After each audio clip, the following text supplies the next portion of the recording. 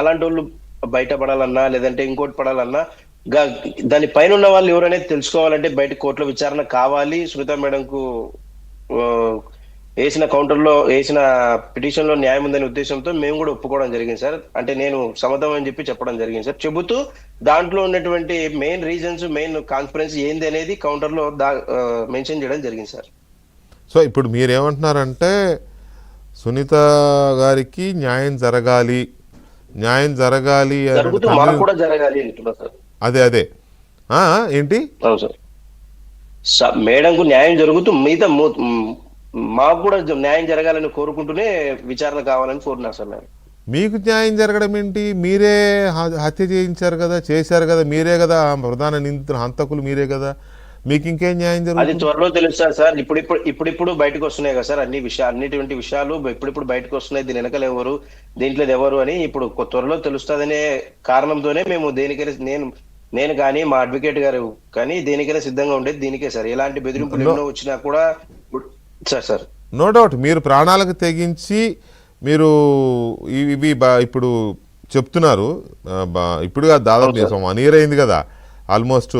బయటకు వచ్చినప్పుడు అంటే నేను చేసే ఫైట్ ఇదే ఫైటే జరుగుతుంది. ఇదే ఫైట్ చేస్తున్నారు మీరు. చాలా విషయాలు ఓపెన్గానే మాట్లాడుతున్నారు. మీకు థ్రెట్ ఉందని అర్థమవుతోంది కదా. అవును, మీకు సెక్యూరిటీ ఇచ్చారా? ఇప్పుడు దస్తగిరికి ఇచ్చినట్టుగా మీకు కూడా సెక్యూరిటీ ఇచ్చారా సిబిఐ వాళ్ళు కానీ, కోర్టు కానీ, ప్రభుత్వం కానీ?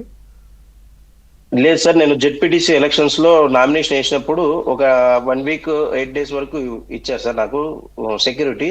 తర్వాత అది అయిపోయిన తర్వాత రిజల్ట్ వచ్చిన తర్వాత వెళ్ళిపోయారు సార్ వాళ్ళు. అంటే ఇప్పుడు మీకు ఆ థ్రెట్ అయితే ఉందా?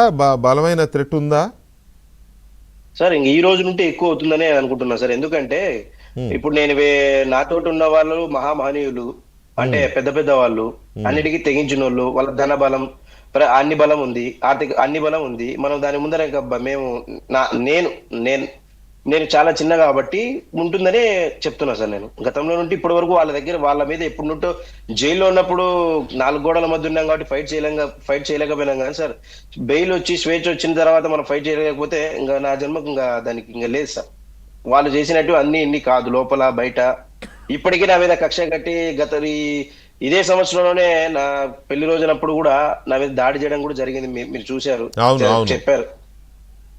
దానికి కూడా ఇప్పటి వరకు లేదు, అది కోర్టులో ఉందని అంటున్నారు. ఇలాంటివి ఎన్నో సార్. ఇంక ఇప్పుడు నేను తప్పు చేయలేదనే నేను అంటున్నా సార్. అది కోర్టులో నేను ఎదుర్కోవడానికి నేను రెడీగా ఉన్నా. నేను వాళ్ళు పెట్టిన ఏదైనా కండిషన్స్ నేను ఓకే అంటున్నా సార్. అయితే నేను అనేది ఏంటంటే మీరు సెక్యూరిటీ కోసము సిబిఐకి కానీ కోర్టు ద్వారా కానీ లేదా ప్రభుత్వానికి కానీ రిక్వెస్ట్ పెట్టారా మరి? ఎందుకంటే థ్రెట్ ఉన్నమాట నిజం, మీకు చాలా థ్రెట్ ఉంది. మరి దానికోసం రిక్వెస్ట్ పెట్టారా సార్? గతంలో ఉన్న అశోక్ కుమార్ సార్ అని కడప జిల్లా ఎస్పీ గారు, ఆయనకైతే గతంలో 3 సార్లు పోయి కలిశాను సార్. తర్వాత గవర్నమెంట్ ప్రభుత్వంలో ఉన్నటువంటి పెద్దలను కలుద్దామని చూస్తుంటే మాకు అపాయింట్మెంట్ దొరకట్లేదు సార్. ట్రై చేశాను సార్, ఒక 3 to 6 months నుండి ట్రై చేస్తూనే ఉన్నాం, వీళ్ళని అడుగుతూనే ఉన్నాం. కానీ ఇప్పుడు వివేకం సార్ కేసులో నిందితులుగా ముద్దాయిగా ఉన్నాం కాబట్టి మమ్మల్ని ఎవరు యాక్సెప్ట్ చేయట్లేదని నేను అనుకుంటున్నా సార్. అయితే థ్రెట్ ఉంది. థ్రెట్ జరిగిన తర్వాత ఏమన్నా జరిగినాయి సార్, ఆ లోపు ఏదనేది విషయం బయటకు వస్తే చాలు.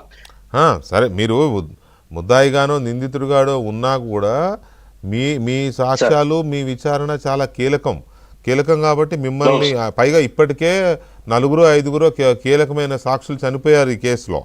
కాబట్టి మిమ్మల్ని కాపాడాల్సిన బాధ్యత సిబిఐ మీద, ప్రభుత్వం మీద, వ్యవస్థల మీద ఉంటుంది. మరి ఆ సెక్యూరిటీ ఇస్తారేమో, అది కూడా మాట్లాడదాం. ఒక్క నిమిషము సునీల్. ఒకసారి మా క్రైమ్ ఇన్ఛార్జ్ ప్రవీణ్ ఉన్న టెలిఫోన్ లైన్ ఒకసారి మాట్లాడదాం. ప్రవీణ్, సునీల్ యాదవ్ వేసిన